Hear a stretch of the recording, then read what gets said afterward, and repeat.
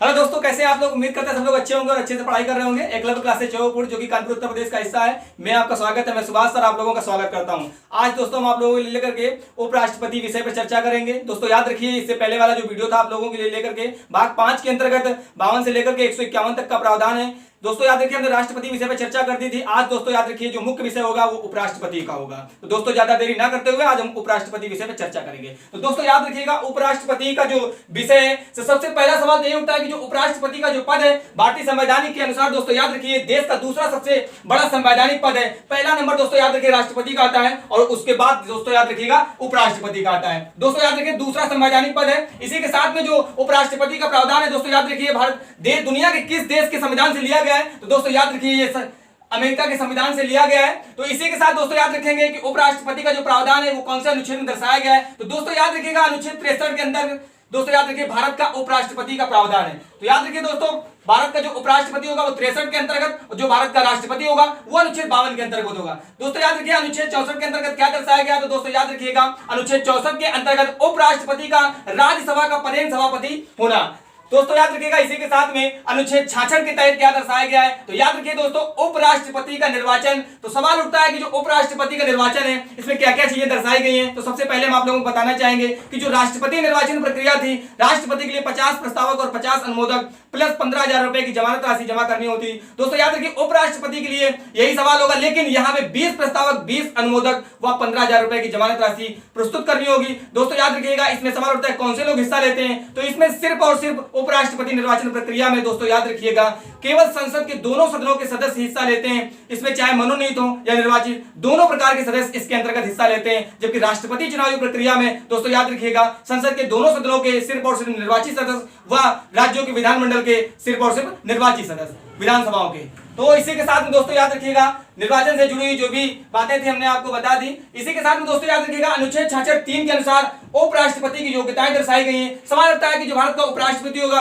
उसके अंतर्गत क्या योग्यताएं होनी चाहिए, तो सबसे पहला पॉइंट दोस्तों याद रखिएगा, उसके लिए 35 वर्ष की एज पूरी कर ली हो और इसी के साथ में वो भारतीय नागरिक हो और वह किसी लाभ के पद पर ना आसीन हो। तो दोस्तों हम आप लोगों को बताना चाहेंगे जो लाभ के पद नहीं है, एक तो पहला आपका राष्ट्रपति है, भारत का उपराष्ट्रपति है, राज्यों के राज्यपाल हैं और संघीय मंत्रिपरिषद व राज्यों की जो भी मंत्रिपरिषद होती है, ये दोस्तों याद रखिएगा लाभ के पद नहीं माने गए। इसी के साथ में दोस्तों याद रखिएगा अनुच्छेद 67 के अंतर्गत क्या दर्शाया गया है, तो अनुच्छेद 67 के अंतर्गत उपराष्ट्रपति की पदावधि दर्शाई गई है।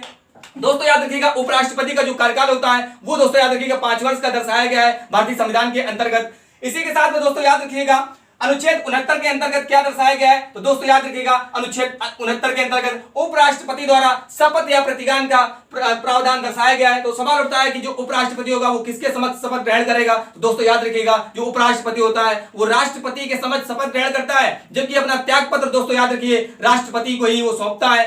जबकि राष्ट्रपति अपना त्याग पत्र उपराष्ट्रपति को और उपराष्ट्रपति अपना त्याग पत्र राष्ट्रपति को।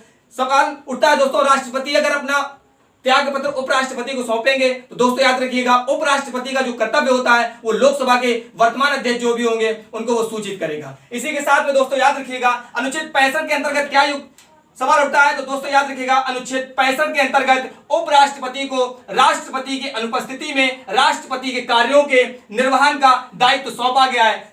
उनकी गैर अनुपस्थिति में दोस्तों याद रखिएगा 65 के अंतर्गत राष्ट्रपति की गैर अनुपस्थिति में उपराष्ट्रपति कार्यभार संभालेंगे। तो दोस्तों ये थे उपराष्ट्रपति से जुड़े हुए जो भी अनुच्छेद थे। अब दोस्तों बात करेंगे उपराष्ट्रपति से जुड़ी हुई मुख्य बातें। तो सवाल उठता है जो उपराष्ट्रपति होगा वो राष्ट्रपति के समान उपराष्ट्रपति का निर्वाचन भी अनुपातिक प्रतिनिधित्व प्रणाली के अनुसार एकल संक्रमणी मत प्रणाली के आधार पे इनका भी निर्वाचन होता है। दोस्तों याद रखिएगा संविधान में कार्यवाहक उपराष्ट्रपति नियुक्त किए जाने का कोई प्रावधान नहीं है, जबकि राष्ट्रपति कार्यवाहक नियुक्त किए जाने का प्रावधान है।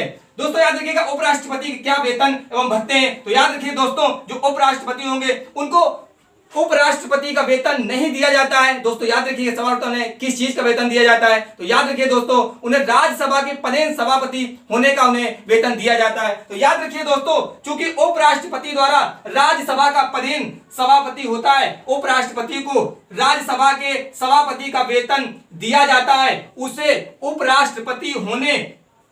उपराष्ट्रपति पद का वेतन नहीं दिया जाता है। वर्तमान में उपराष्ट्रपति का राज्यसभा के सभापति के रूप में मासिक वेतन दोस्तों याद रखिएगा बजट 2018 के तहत 4 लाख रुपए निर्धारित है।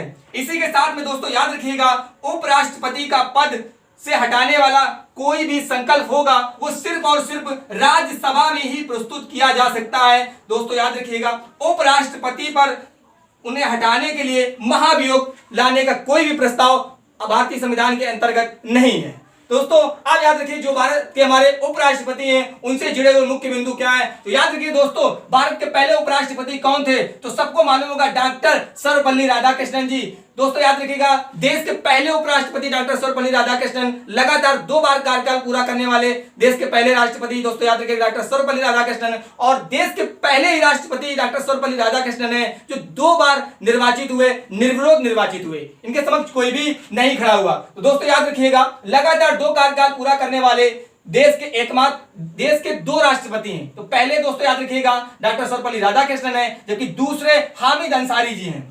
दोस्तों याद रखिए डॉक्टर सर्वपल्ली राधाकृष्णन दोनों ही बार निर्विरोध उपराष्ट्रपति चुने गए हैं, जबकि के.आर. नारायणन सर्वाधिक मतांतर से निर्वाचित होने वाले देश के एकमात्र उपराष्ट्रपति हैं, जबकि कृष्णकांत भारत के एकमात्र उपराष्ट्रपति हैं जिनका निधन कार्यकाल के दौरान हुआ। तो दोस्तों याद रखिए वो कौन से राष्ट्रपति थे जिनका निधन कार्यकाल के दौरान हुआ, तो दोस्तों मालूम होगा देश के पहले मुस्लिम राष्ट्रपति डॉक्टर जाकिर हुसैन, उनका ही निधन दोस्तों याद रखिए कार्यकाल के दौरान। जबकि उपराष्ट्रपति की बात करेंगे तो कृष्णकांत भारत के एकमात्र उपराष्ट्रपति हैं जिनका निधन कार्यकाल के दौरान हुआ। दोस्तों याद रखिए एम हिदायतुल्लाह एकमात्र ऐसे व्यक्ति हैं जो उच्चतम न्यायालयों में दोस्तों याद रखिए मुख्य न्यायाधीश वे भी रहे और उपराष्ट्रपति व कार्यवाहक राष्ट्रपति भी दोस्तों याद रखिए रह चुके हैं। तो अगर आपसे सवाल पूछ दिया है कि कौन से वो सुप्रीम कोर्ट के न्यायाधीश थे जो उपराष्ट्रपति बने, तो याद रखिए दोस्तों एम हिदायतुल्लाह।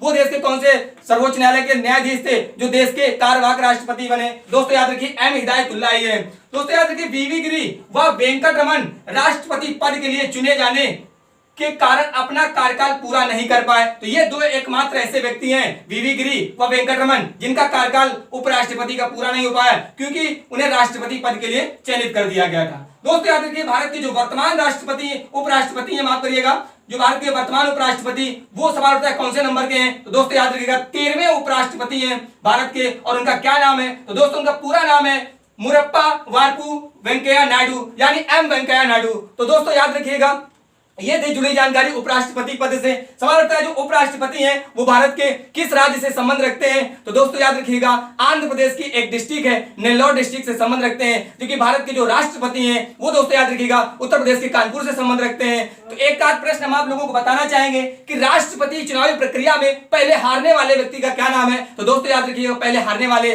राष्ट्रपति चुनावी प्रक्रिया में याद रखिए पहले व्यक्ति थे आपके के.टी. शाह, जबकि पहला राष्ट्रपति का चुनाव हारने वाली पहली महिला कौन सी थी, तो दोस्तों याद रखिएगा कैप्टन लक्ष्मी सहगल जी। और इसी के साथ में दोस्तों याद रखिए ये उपराष्ट्रपति से जुड़ी हुई जानकारी थी। उपराष्ट्रपति कभी भी उपराष्ट्रपति याद रखिए दोस्तों संवैधानिक में इनको कमजोर माना गया है क्योंकि ये उन समारोह में हिस्सा नहीं लेते हैं जब कभी राष्ट्रपति जहां पे किन्हीं कारणों वहां उपस्थित नहीं होते हैं। तो ये थी याद रखिए दोस्तों उपराष्ट्रपति से जुड़ी हुई जानकारी। दोस्तों अगर ये वीडियो आपको पसंद आया हो तो लाइक सब्सक्राइब और शेयर करना न भूलें।